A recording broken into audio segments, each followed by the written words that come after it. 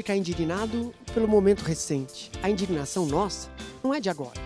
A nossa carga tributária hoje, ela oscila entre 35% a 36% do PIB.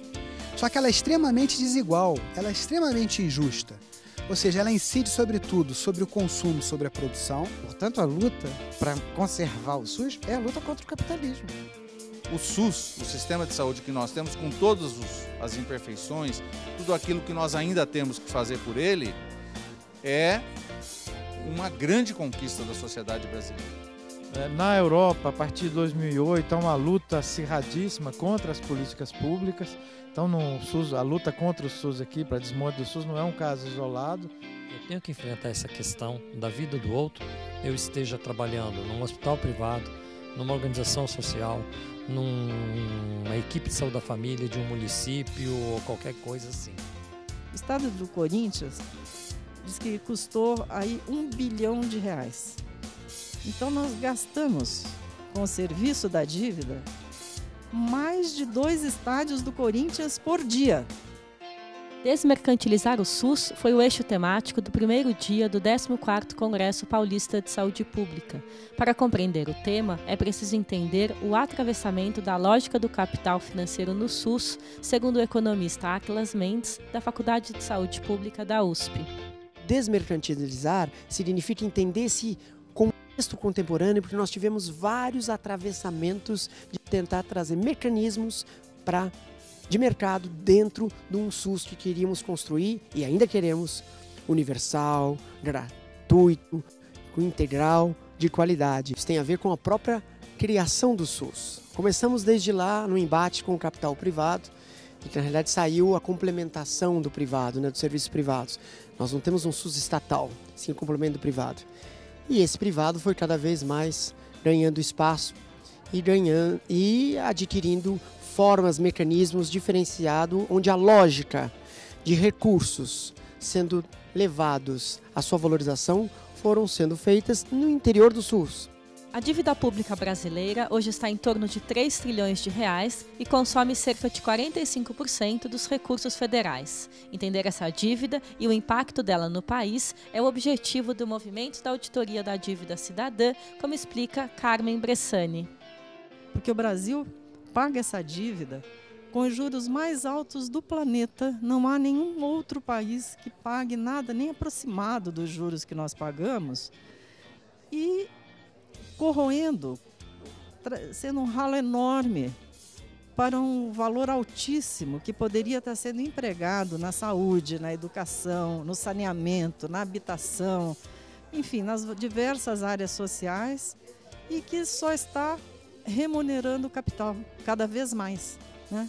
Exige-se um sacrifício enorme da população, tira-se mais verbas de todas essas áreas sociais para a remuneração do capital, né? Para pagamento de juros, para cumprimento de superávit primário. Então esse debate é importantíssimo que a gente faça, essas análises sobre a questão da dívida para saber o que é que nós estamos pagando e é que agora estamos sendo mais exigidos ainda, né? Com esses novos cortes de orçamento, né? Nós já estamos aí na casa de 100 bilhões de maio de 2015 até agora, já se cortaram 100 bilhões a mais do investimento social, que já era tão pouco. Segundo Carlos Oqué, do IPEA, para sair da crise econômica que o país vive, que tem afetado de forma dramática o SUS, é preciso fazer novos acordos e mexer em algumas tributações. Então, um acordo que poderia ser feito, apesar do caráter conservador do Congresso Nacional, é que nesse ambiente de crise, você, por um lado, você passasse a taxar mais o patrimônio e a alta renda, desafogando os trabalhadores e as classes médias de impostos. Isso você ia manter a mesma carga tributária em relação ao PIB, o percentual da carga tributária, e por outro lado você também fizesse uma recomposição da carga tributária entre os entes federativos. Ou seja, já que existe uma concentração de arrecadação por parte da União. Me parece que essa é uma alternativa para que o Estado recupere a sua capacidade de financiamento e, a partir daí, você consiga reverter as baixas taxas de crescimento econômico, ou seja, nos encontramos em recessão hoje. Com o crescimento econômico, você consegue melhorar a economia e você consegue, de certa maneira, garantir o financiamento das políticas sociais, em particular do Sistema Único de Saúde. A solução para desmercantilizar o SUS e sair da crise econômica, para Virgínia Fontes, da Fiocruz, passa pela retomada da luta de classe e pelo reconhecimento da trajetória de construção do SUS. O SUS resulta de uma luta forte de intelectuais, de médicos sanitaristas e de uma quantidade enorme de movimentos sociais de trabalhadores por uma saúde de teor não capitalista. Portanto, a luta para conservar o SUS é a luta contra o capitalismo. E é esse o único SUS possível, porque a parte privatizada do SUS não é SUS, é um apêndice capitalista pendurado no SUS. O SUS foi concebido para ser um sistema público, porém, as conjunturas fizeram com que crescesse a participação do setor privado na saúde. O professor Emerson Merri, da UFRJ, abordou o tema em seu painel. A gente precisa qualificar o que nós estamos chamando de público e privado, né? Como a gente vive uma experiência muito frustrante no sentido da aposta inicial do SUS, que seria uma realização da organização dos serviços como um equipamento municipal, como um equipamento estadual ou um equipamento federal, no sentido da propriedade do equipamento, né? Um hospital público e não um hospital privado, uma equipe de saúde da família de servidores públicos.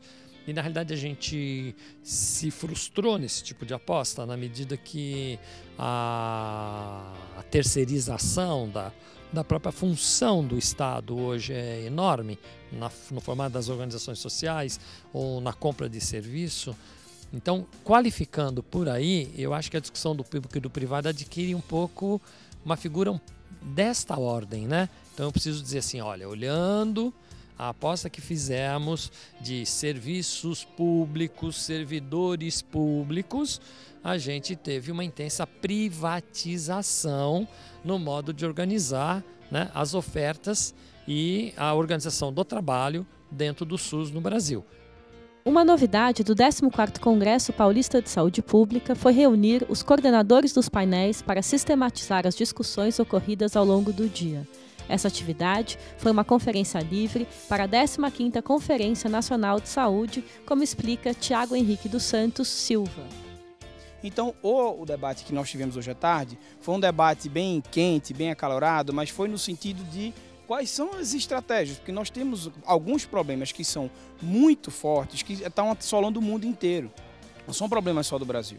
Nós temos problemas estruturais do capitalismo mundial, do capitalismo nacional, que são absolutamente perversos. Então é a partir disso que esse debate ele foi colocado hoje, da gente entender um pouco, coisa que muitas vezes não é feita também nos congressos de saúde pública, entender, olha, os problemão aqui do capital qual que é. Ok, mas a partir desse problemão no capital a gente vai para onde? Porque isso não pode ficar nos imobilizando, nós temos que avançar.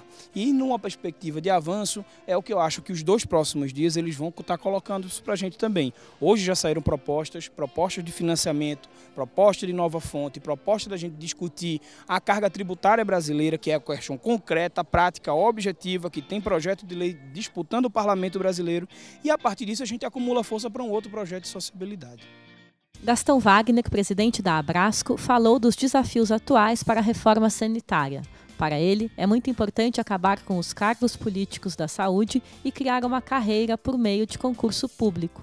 E essa reforma que começou há 30 anos atrás, nós temos que pensar nos 30 anos, no que deu certo nesse movimento, onde falhou, e no que mudou no mundo, né?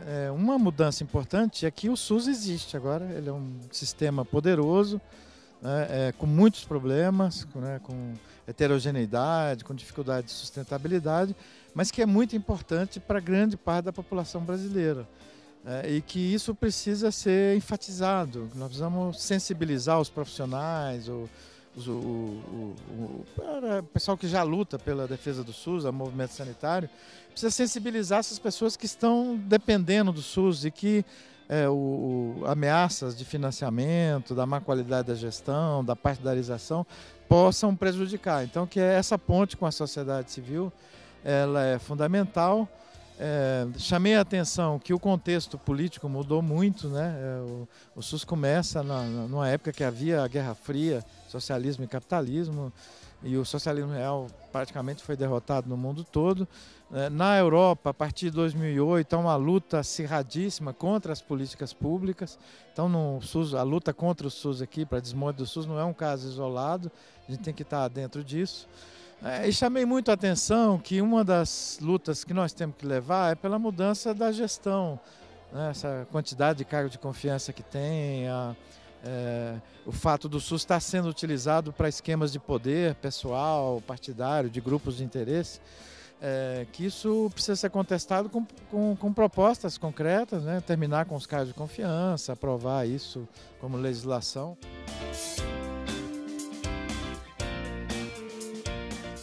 Bom, no atual contexto, né, que vivemos, eu imagino que seja muito pertinente estarmos discutindo dentro desse processo do SUS, trazendo todas as nossas reflexões, e o ambiente acadêmico, ele de fato é um ambiente onde você pode estar comungando, onde você pode estar compartilhando e estar agregando esses saberes.